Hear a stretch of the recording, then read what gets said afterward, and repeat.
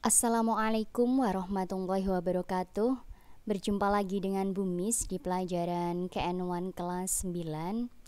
Sebelum pelajaran kita mulai, marilah kita berdoa, membaca basmalah. Semoga apa yang kita pelajari hari ini senantiasa mendapatkan ridho dari Allah Subhanahu wa Ta'ala. Bismillahirrahmanirrahim. Baik anak-anak, dalam pertemuan kali ini kita nanti akan belajar tentang macam-macam bid'ah. Kalau kemarin kita sudah membahas tentang pengertian bid'ah ya. Sekarang adalah tentang macam-macam bid'ah. Kemarin pembagian bid'ah menurut hukum syara itu kan berdasarkan dari Imam Nawawi ya. Itu ada 5. Masih ingat kemarin apa saja? Ini sudah kita bahas kemarin ya. Menurut Imam Nawawi itu ada 5 untuk pembagian bid'ah. Yang pertama adalah bid'ah wajibah. Yang kedua adalah bid'ah mandubah.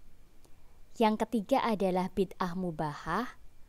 Keempat bid'ah muharramah. Dan yang terakhir adalah bid'ah makruhah.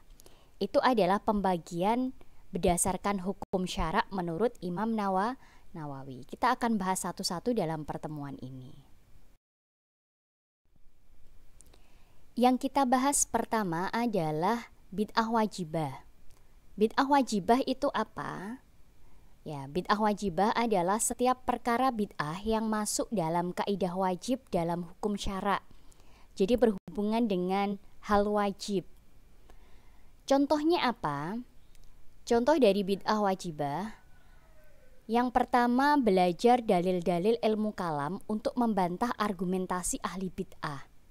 Jadi kita belajar dalil itu adalah untuk membantah pendapat dari ahli bid'ah itu, membenarkan para yang menuduh bid'ah itu. Nah, itu berarti wajib. Kemudian yang kedua, belajar ilmu tajwid untuk membaca Al-Quran.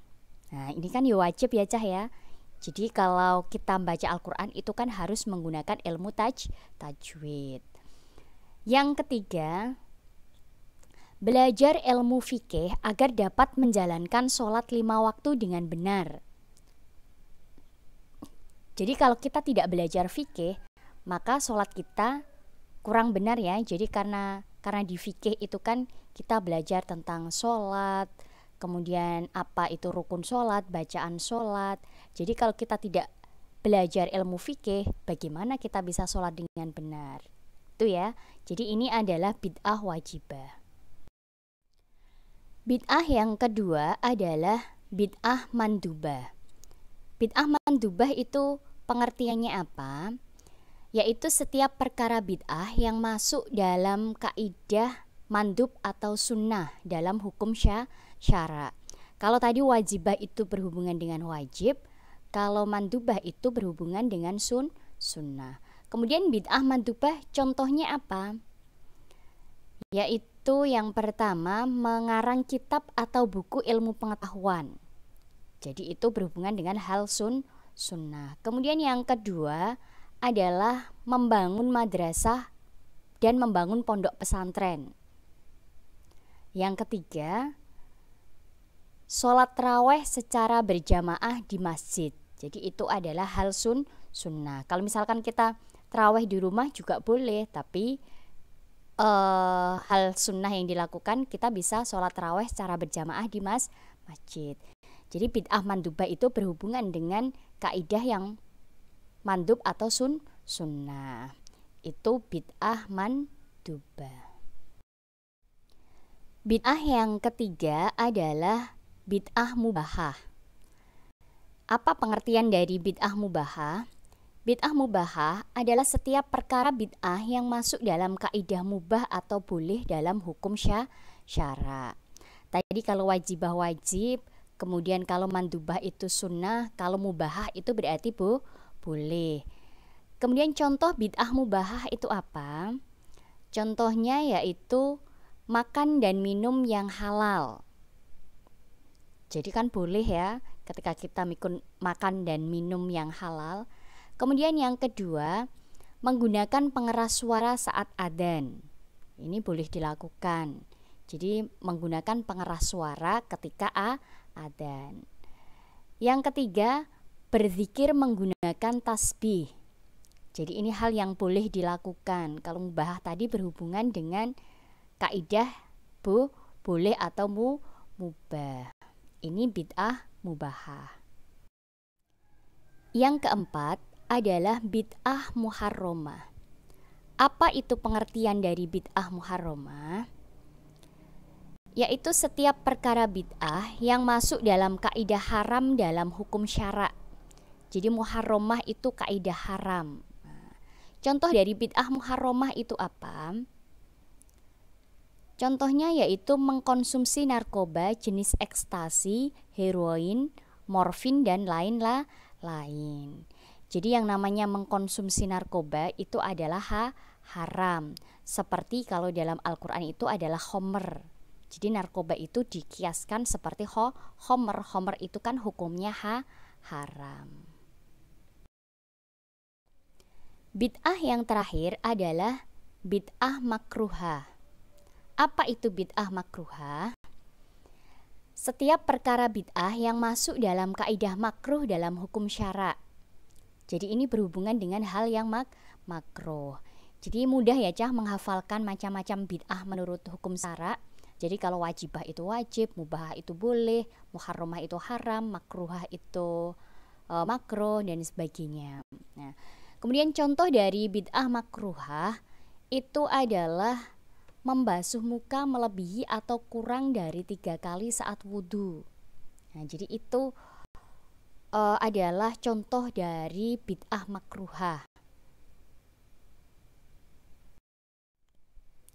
Itu tadi ya anak-anak tentang macam-macam bid'ah menurut hukum syara'. Sekarang adalah ciri-ciri sunnah dan bid'ah. Jadi kalau pertama dulu kita belajar tentang pengertian sunnah dan bid'ah. Sekarang bagaimana kita membedakannya dengan cara melihat ciri-ciri dari sunnah dan bid'ah.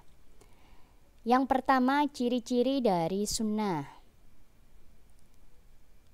Ciri yang pertama adalah ada dalilnya di dalam Al-Quran, hadis, ijma' dan asar. Jadi ada dalilnya.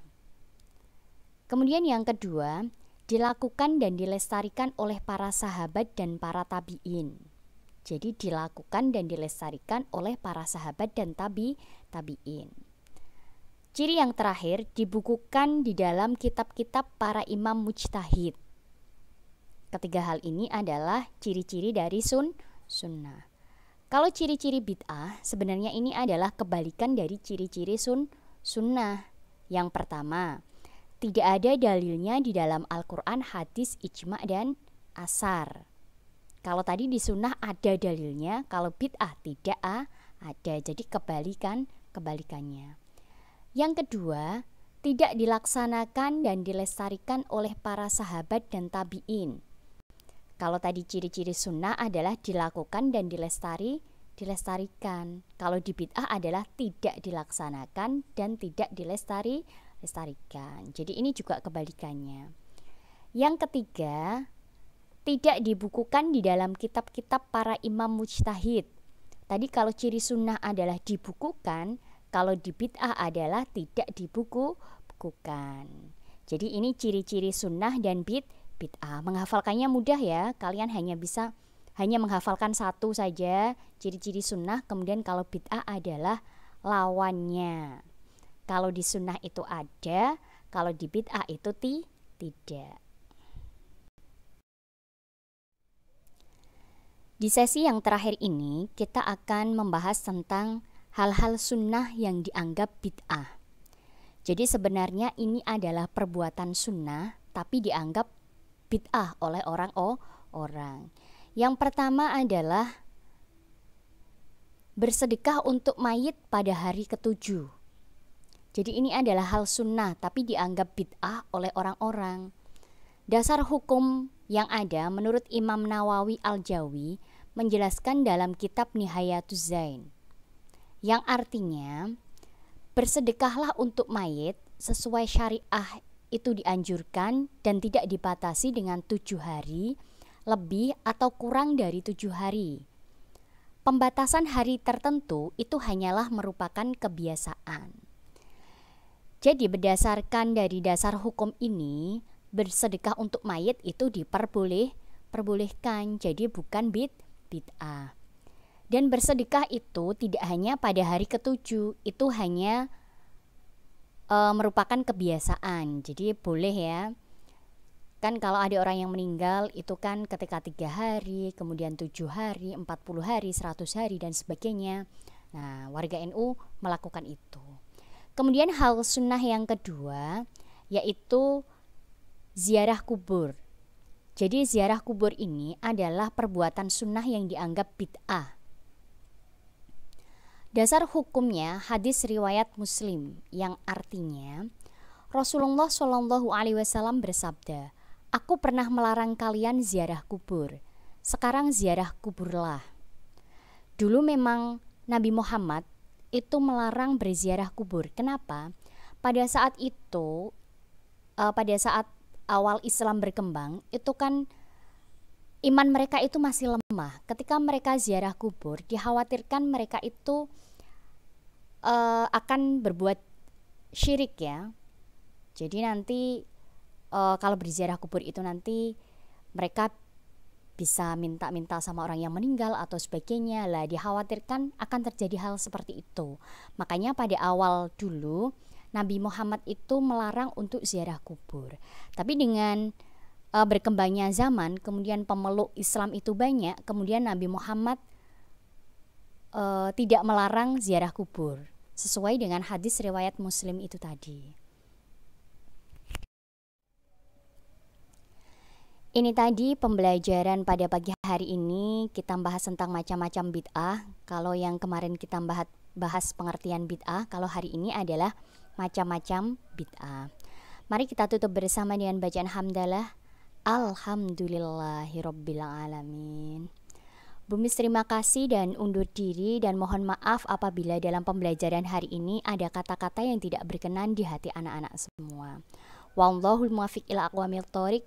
Wassalamualaikum warahmatullahi wabarakatuh.